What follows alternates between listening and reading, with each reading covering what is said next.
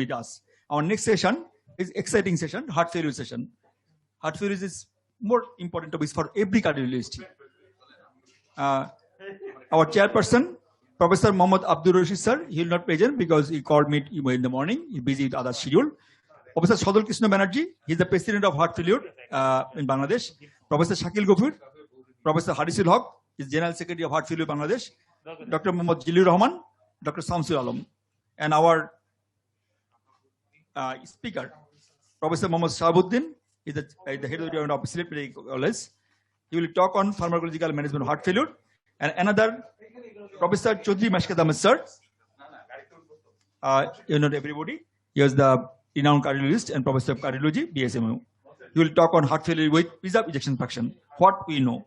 I am requesting Professor Mohammad Shahabuddin sir. Before that, our courtesy General Pharmaceuticals. Please show the slide of General Pharmaceuticals.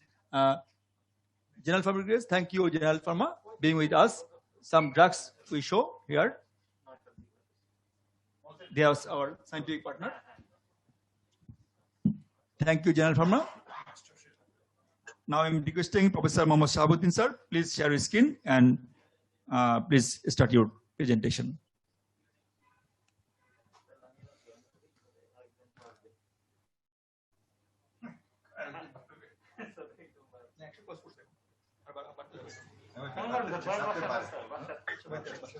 Honorable President and Secretary General of Bangladesh Cardiac Society, along with other members of Cardiac Society, and respected chairperson, Professor Sadul Krishna Banerjee, Professor Shakil Gofur, Professor Harisul Haq, Dr. Mohammad Jilur Rahman, and Dr. Shamsul Alam, my co-speaker, Professor Dr. Chaudhry Mashkat Ahmed sir, and the dear audience, my dear colleagues, friends, Assalamu alaikum. This is Shahabuddin, Professor and Head of the Department of Cardiology, Sylhet M.A.J. Osmani Medical College, going to present the pharmacological management of heart failure. I will limit my talk only to the patients with reduced ejection fractions. The guideline-directed medical therapy.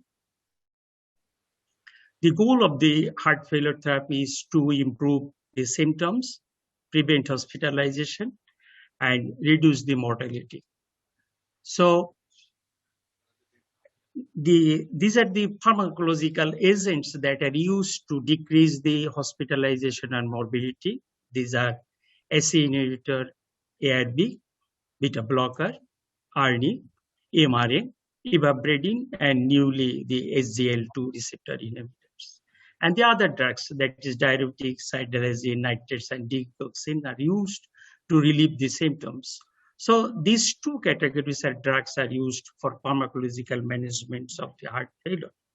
Besides this, there is interventional management, and also the cardiac surgery has a role that we will not discuss here today.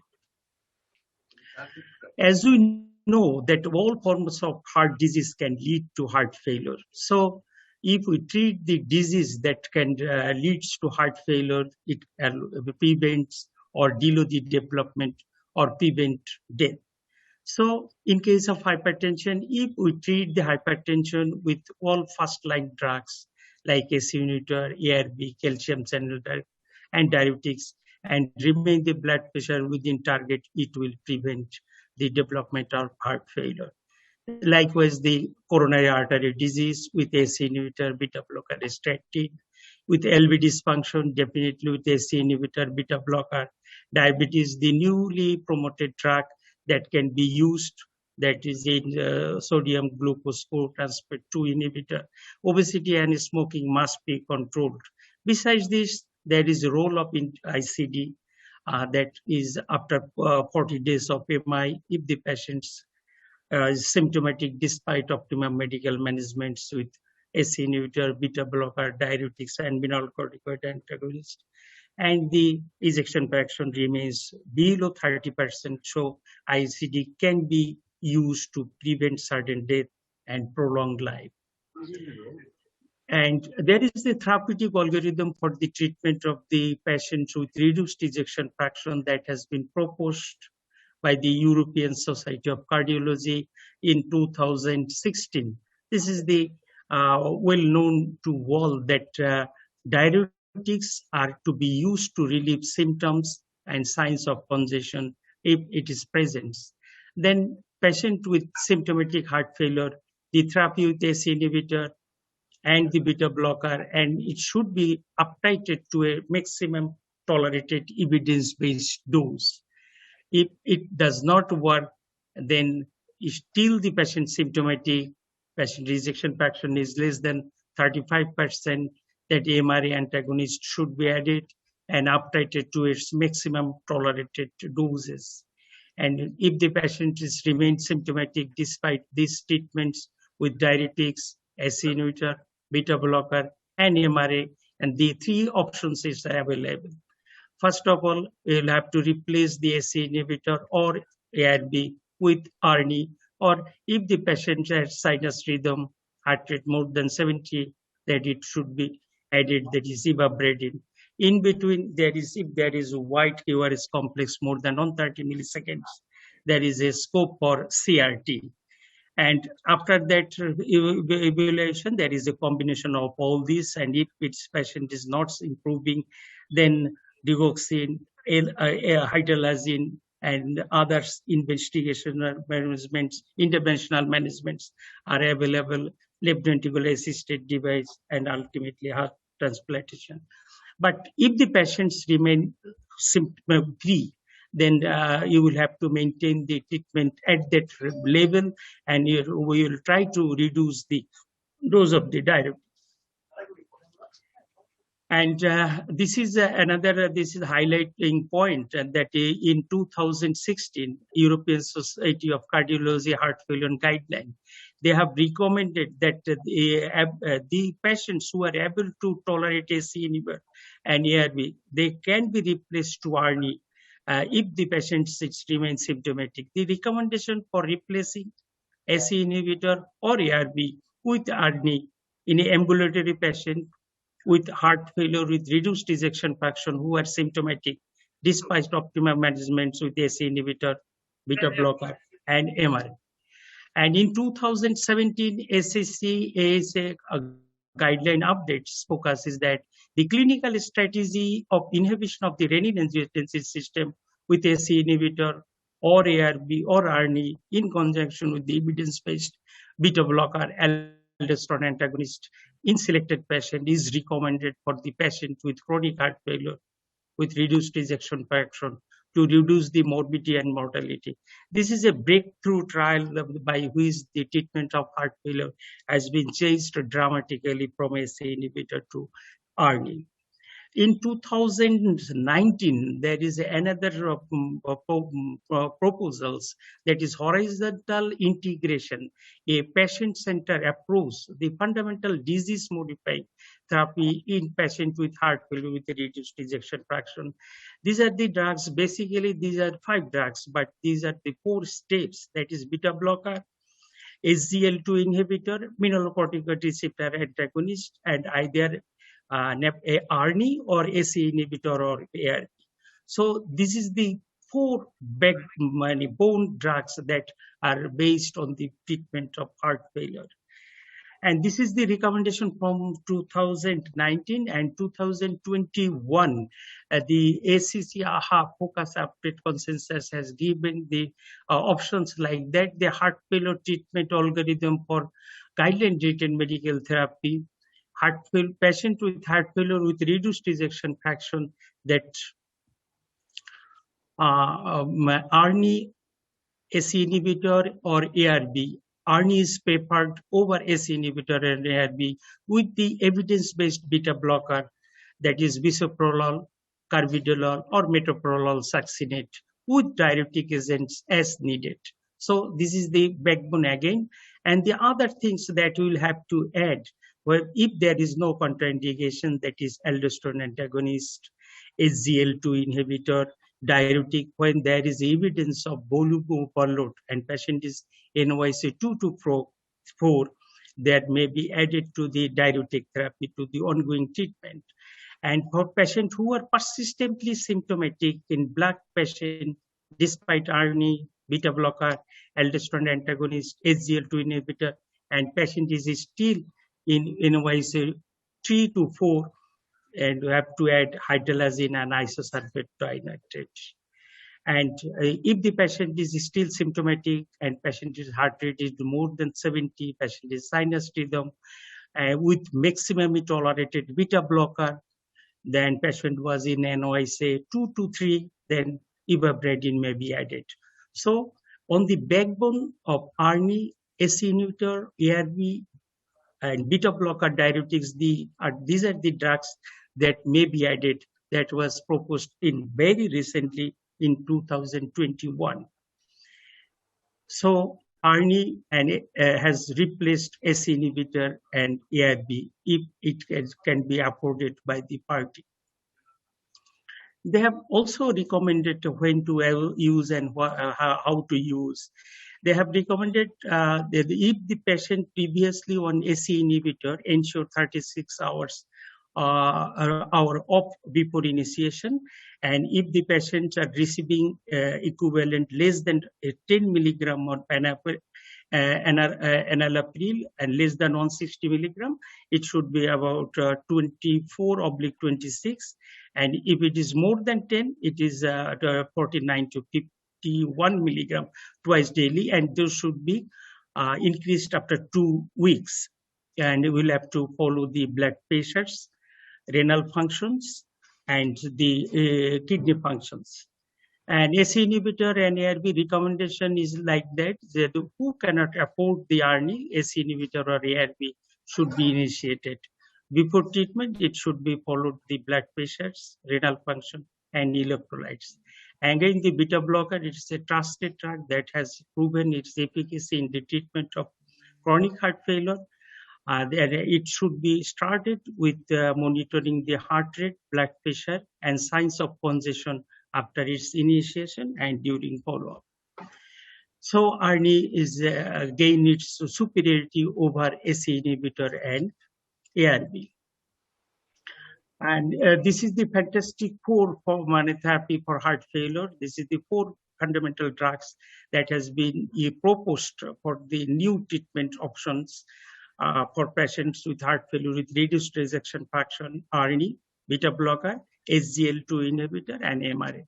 So if cost is the problem, then ARNI should be replaced by SE inhibitor or ARB. And if there is a congestion, loop diuretics may be added. If there is atrial fibrillation, anticoagulant and diuretics should be added. And if the patient is black, then hydralazine nitrate. So these 4 drugs is constant and persistent, and other things have to add it. And this is the new proposed sequence for the new heart failure guideline. This has been proposed in 2021. This is the conventional one, the SE inhibitor, angiotensin receptor, beta blocker. And on the right-hand side, there is a new drug that's in 3 steps, that is beta blocker, SGL2 receptor, angiotensin receptor, rapamycin ARNI, and mineralocorticoid antagonist. The beauty of this new proposed guideline is that the maximum, all 3 steps are achieved within 4 weeks of up titration to a dose of thereafter. So within 4 weeks, the maximum dose can be achieved. So this is my last slide. I have taken the take-home message for a cardiologist. Managing a case of heart failure is common in clinical practice, and in some cases is very challenging. Management of the heart failure that needs understanding of the pathophysiology and combination of the drug appropriately. Pharmacological management is effective in most of the cases and may be the only option for most of patients. Pharmacological armamentarium is getting stronger with the advent of newer drugs like ARNI and SGL2 inhibitors, the horizontal absorb, and the fantastic 4, that is new sequence, is the proposed and it will be an emerging role in the further management of the heart failure. Thank you very much for patient sharing and giving me the chance to say something in this August gathering. I give thanks to all. Thank you very much. Thank you, sir, for a nice elaborate position. And also, you finished in exact 12 minutes. Thank you, sir. Thank you. Professor Shajal Krishna Banerjee, sir. Professor Yes. Shajal Krishna Banerjee. Can You you hear me, hear? sir? Yeah, President of Heart Failure, sir. Thank you, sir. You're the right person to be here. Any comments, sir, or anything? Any question to the Shahabuddin, sir? Please, sir. First of all, thanks to the organizer, the President and Secretary of Bangladesh Cardiac Society. You are And, part of the organizer. You are the part yes, of but the President, Secretary and the Scientific Secretary has taken the maximum volume of work to make the program success. Thank you. Thank you. So I must appreciate them and I must congratulate them. And Professor Shahabuddin has presented the chapter of heart failure with reduced ejection fraction very nicely with latest news and recommendation. And I must congratulate him. And he has collected all the information till possibly till yesterday. Because I have gone through the paper circulation by McMurray and Packard. McMurray and John Milton. Yes. Packard. Yes, and they have given the new sequence of adding anti-failure drugs in the circulation 2 weeks later. So I must congratulate Professor Shahabuddin. He has given a very comprehensive reporting regarding the management of pharmacological management of heart failure with reduced ejection fraction. Thank you, Professor Shahabuddin. Thank you, sir. I am requesting our next presenter, Professor Chaudhary Mashkat Ahmed, sir. What you know, sir? Please share your screen and start your presentation.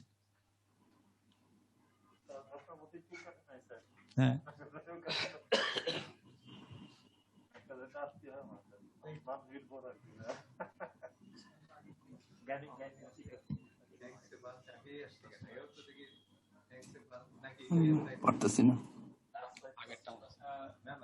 Sir enable content করতে হবে sir Enable content করেন enable content enable content Mishkat sir লেখা আছে enable content কোথায় এটা একটু পরে sir একটু উপরে একটু দাদা, উপরে, উপরে। Mr. একটু উপরে বাম পাশে একটু বাম পাশে Yes, right yes. okay now you start now press F5 slide show দিব জি স্যার ফার্স্ট স্লাইডে যান sir eighty first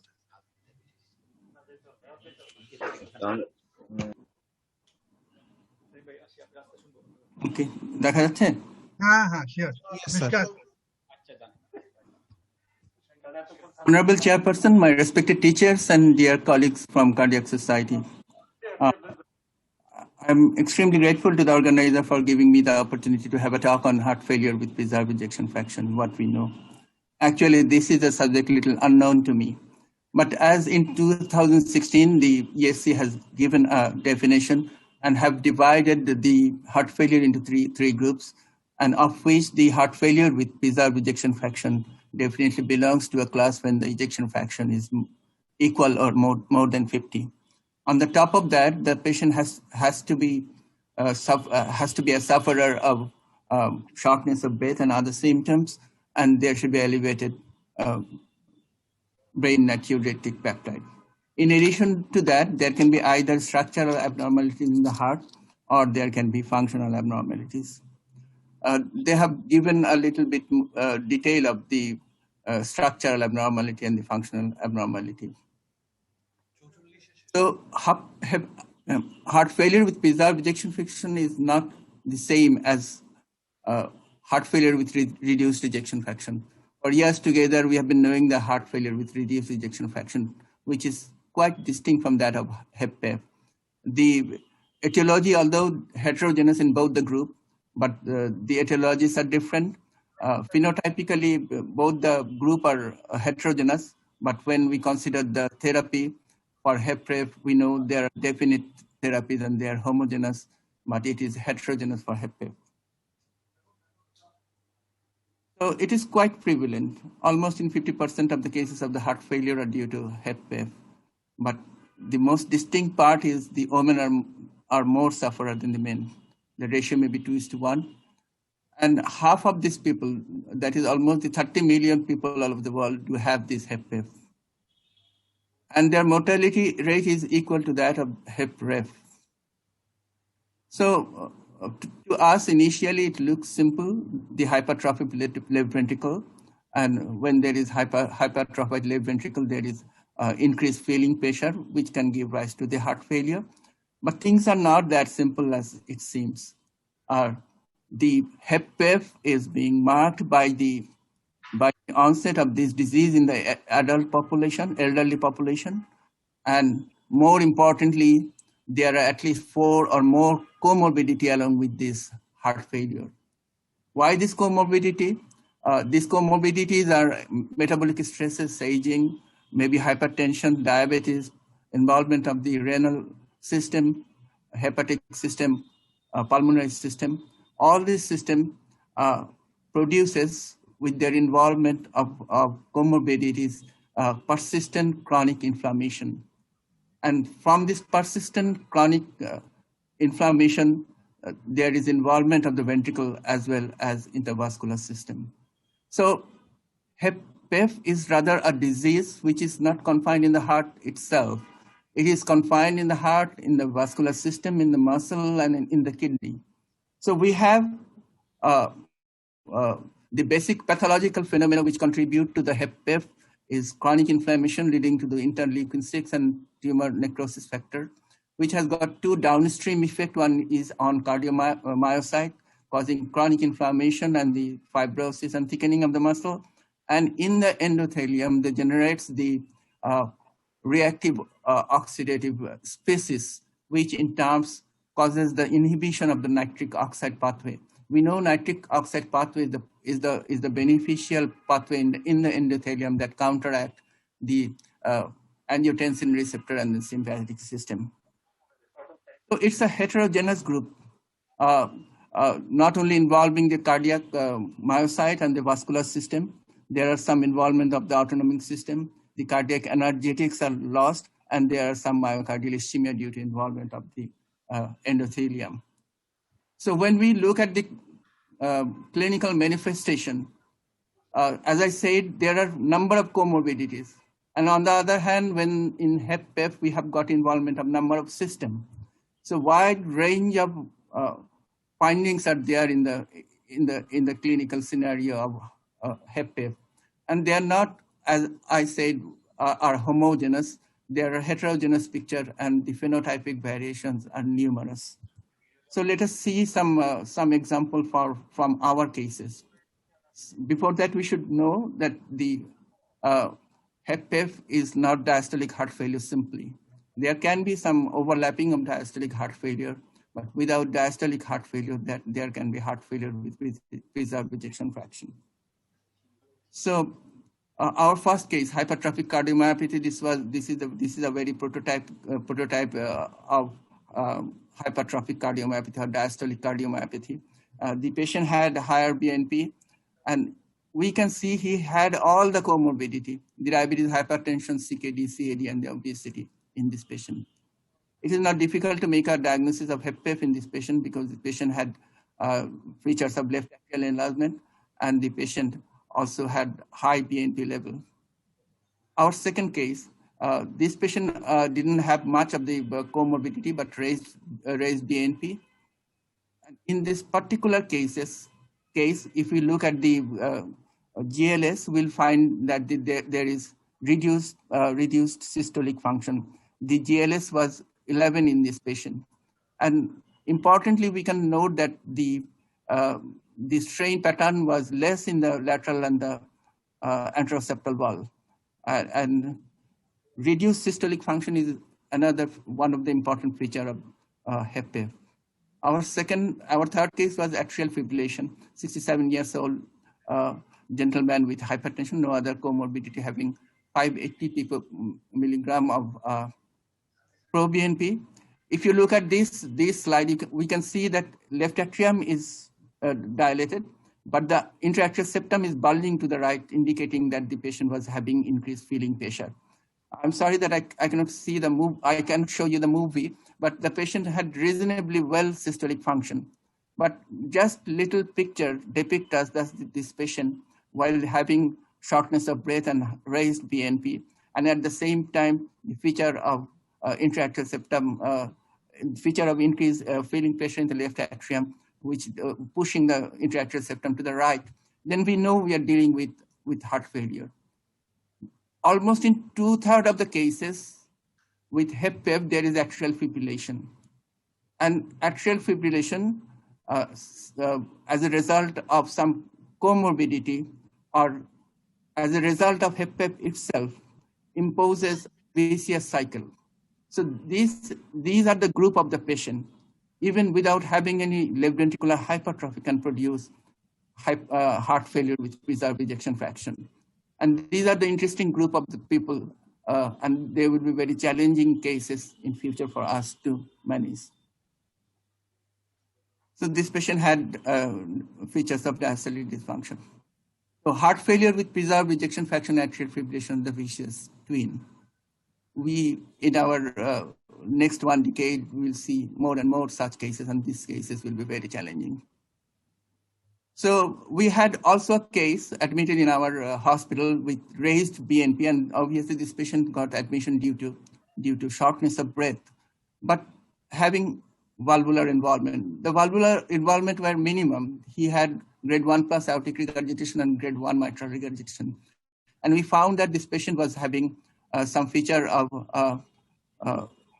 increased end diastolic pressure in the left ventricle, as revealed by the S prime, which is less than 10 in the lateral annulus. So particularly in this patient, this is another variety of HFpEF in which the whole symptom cannot be explained by the severity of the valvular involvement, but this patient can have some form of heart failure with preserved ejection fraction with or without left ventricular hypertrophy. This is another varieties of heart failure. And as I said, the whole mechanism it results from the chronic inflammation elsewhere in the body. This patient had the features of left ventricular diastolic dysfunction. So cardiac amyloidosis, it looks like that it's a relatively alien to our cardiac system. But as studies show that almost in 20% of the cases in patients over 65 years old who have HFpEF can have cardiac amyloidosis. We had a patient, 65 years old, gentleman with a raised BNP. He had, again, all the features, diabetes, hypertension, and CKD, all the comorbidities that is prevalent in patients with HFpEF in these patients. So we did an strain, typical strain. It seems the involvement of the involvement in amyloidosis in the basal region of the cardiac segment. The apical segments are spared, so we get a cherry on ice cream type of strain pattern. Is very characteristic of cardiac amyloid. And interestingly, subset of cardiac amyloidosis, that is TT4 type subtypes, are very amenable to treatment. So we should not miss this sort of case, which belongs to HFpEF group. This is MRI, which is done in Bangladesh for the first time. In Bangladesh, we are having this sort of facilities in private, but our case, we had this MRI, which finally confirmed the case to be as cardiac amyloidosis. The final varieties of HFpEF is garden varieties of varieties. This lady, 63 years old, she had a bypass surgery 7 years back. She was under my follow-up for a long time. But when she had the bypass in elsewhere in abroad, he missed a follow-up. But she was doing well with her bypass. She had good left ventricular function. She had good coronary arteries. But to our surprise, in a follow-up, when she presented us with shortness of breath, we found that she was having a significant tricuspid regurgitation. She was having a pulmonary pressure of almost 60 millimeter of mercury, which cannot really be explained by the grade 3 diastolic dysfunction. The downstream effect of the left ventricular diastolic dysfunction cannot produce this sort of pulmonary hypertension. And on the top of that, she was having right ventricular systolic dysfunction as revealed by TAPC. So this is the garden varieties of HFpEF. As I said, in HFpEF, the chronic inflammation not only involves causes the left ventricular diastolic dysfunction, but it depresses the myocardium and it also causes vascular involvement. So how is about the treatment? Before we go to the treatment, there are some score. As we can see, the atrial fibrillation for a genuine reason occupies the 3 points, and with the help of this point, we can make a diagnosis of HFpEF. The EAC also have a suggestion in 4 stages in the diagnostic workup, and in advanced workup, when it needed, we can have the diastolic stress test, and we can bring this patient to cath lab to know whether the patient has increased left ventricular end diastolic pressure. These are the algorithm which is proposed by ESC. Thank you, Professor Meskat. The heart failure with preserved ejection fraction is a mysterious topic still in the cardiology. One of the mysterious topics in the cardiology is heart failure with preserved ejection fraction, but the ideas are changing. As you have already elaborated, that the idea is changing, the treatment also is changing. Just a few days back, the FDA has approved the use of the ARNI in the cases of the heart failure with the preserved ejection fraction, just a few days back. So there is also changing. It is a very mysterious thing. Any comments from the chairpersons? Professor Shakil Ghafoor is with us. Professor Shakil Ghafoor, please. Any comments on this? Unmute, please.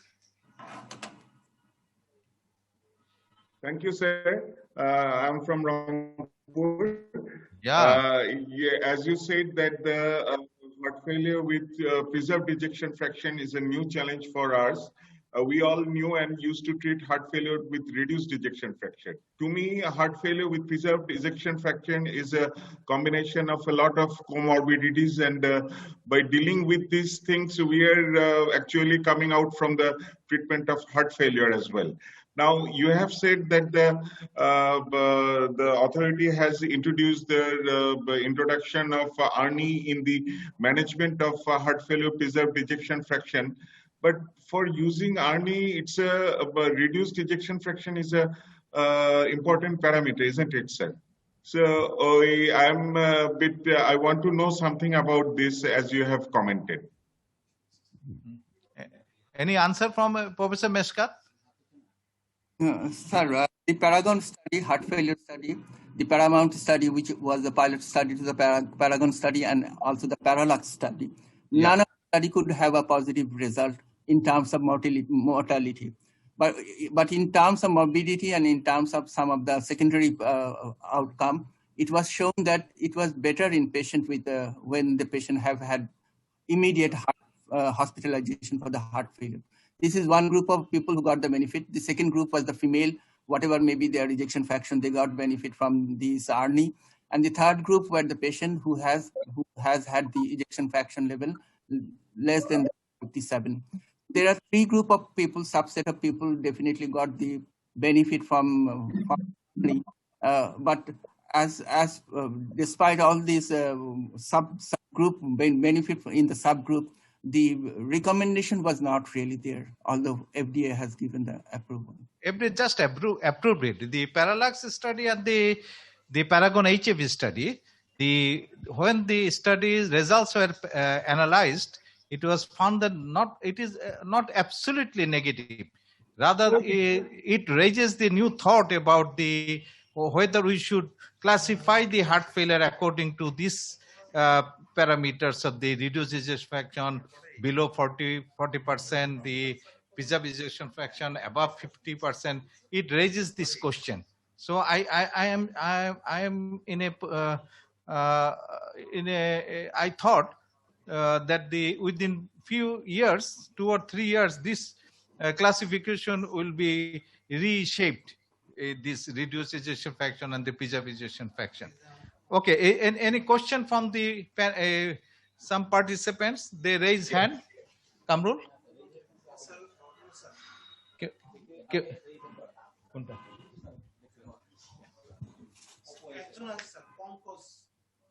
Professor Harisul Haq is there? Professor Harisul Haq, one of the chairpersons. Dr. Jillur Rahman. Sir সালামালাইকুম sir Yeah, comments.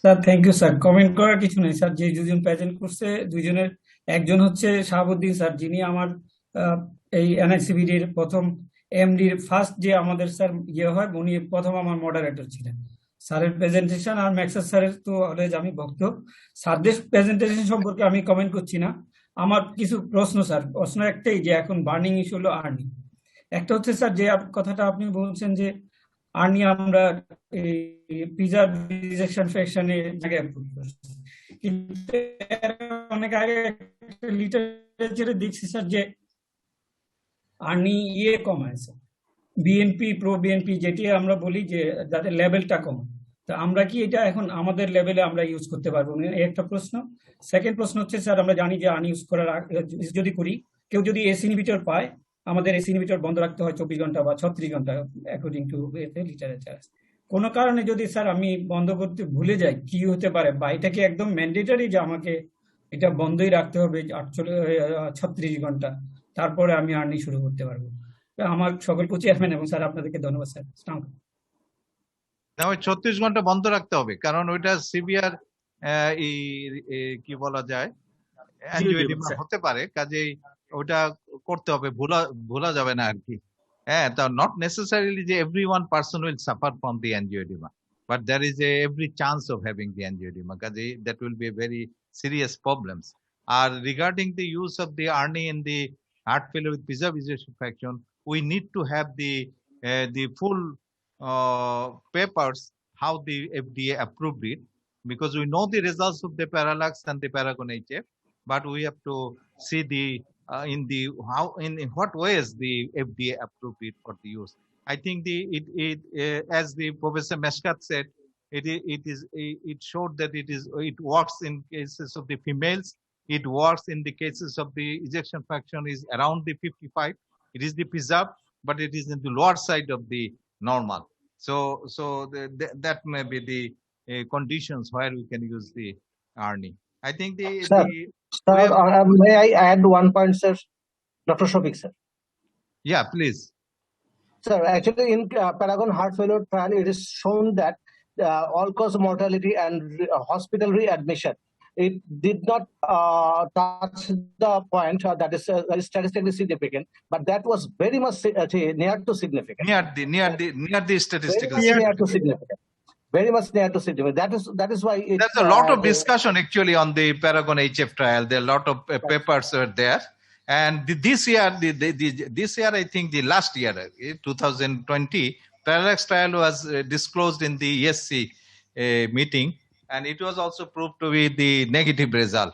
Everyone hopes that the Parallax will give the other information, but it was the same as the Paragon HF. Anyway, I think that we should go to the next session because it is too late in the night and we are outside of our house, not like the Shafiq in the house.